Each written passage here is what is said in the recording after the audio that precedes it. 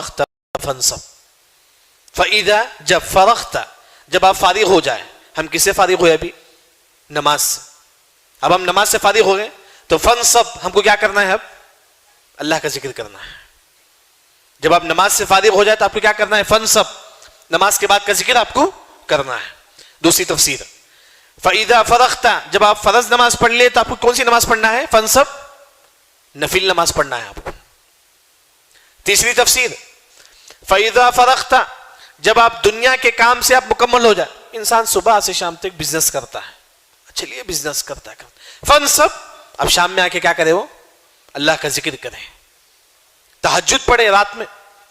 یعنی کہ ہماری جو زندگی جو گزرتی ہے صبح شام بزنس میں کام میں, فانصب ہم کیا کرتی ہیں؟ کام سے آ کے تھک کے سو جاتی. اللہ نے کہا کہ فانصب یہاں کھڑے ہو جاؤ, اللہ کے لیے ذکر کے لیے کھڑے ہو جاؤ.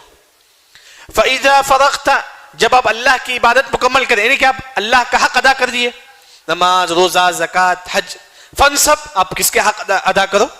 بندوں کا حق ادا کرو, بندوں کا حق ادا کرو. یعنی تو فَإِذَا فَرَغْتَ جب آپ عبادت سے مکمل ہو جائیں, فانصب اب تم کیا کرو؟ بزنس کرو. جیسا کہ آپ دیکھیں گے سورہ جمعہ میں اذا نودی للصلاة من یوم الجمعة فاسعوا الى ذکر اللہ وذروا البیع, یعنی کہ جب جمعے کی نماز ہو جائے تو اب کیا کرو؟ تم بزنس کرو. جمعے کی نماز کے بعد تم کیا کرو؟ بزنس کرو. اسی وجہ سے سلف صالحین نے کہا جمعے کی نماز کے بعد اگر کوئی بزنس کرتا ہے اللہ اس کی بزنس پہ 70 مرتبہ برکت دیتے ہیں, 70 مرتبہ برکت دیتے ہیں.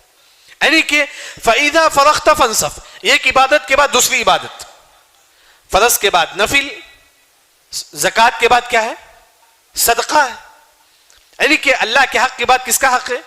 بندوں کا حق ہے. یعنی کہ ہماری پوری زندگی کیا ہو؟ فَإِذَا فَرَغْتَ فَانصَبْ. اب آپ عبادت کر لیے, سب کچھ کر لیا, آپ وَإِلَىٰ رَبِّكَ فَارْغَب اب اللہ سے امید رکھو کہ اللہ تعالیٰ جو ہے نا مجھے اس کا ثواب دے گا. فَارْغَب إِلَىٰ رَبِّكَ آپ نماز پڑھ لیے, اب اللہ سے امید رکھو کہ اللہ مجھے اس کا ثواب دے گا. آپ نے تہجد پڑھ لیا کہ وَإِلَىٰ رَبِّكَ فَارْغَب اب اللہ سے امید رکھو کہ اللہ مجھے کیا دے گا؟ اس تہجد کا مجھے ثواب دے گا. آپ نے صدقہ کر لیا, وَإِلَىٰ رَبِّكَ فَارْغَب اللہ سے امید رکھو کہ جو نا اللہ تعالیٰ مجھے اس کا ثواب دے گا. یعنی کہ سورہ شرح ایک عظیم سورت ہے جس میں اللہ تعالیٰ ہمارے نبی کا بارے میں ذکر کرتے ہیں. اس میں جو نصیحت ہمارے لیے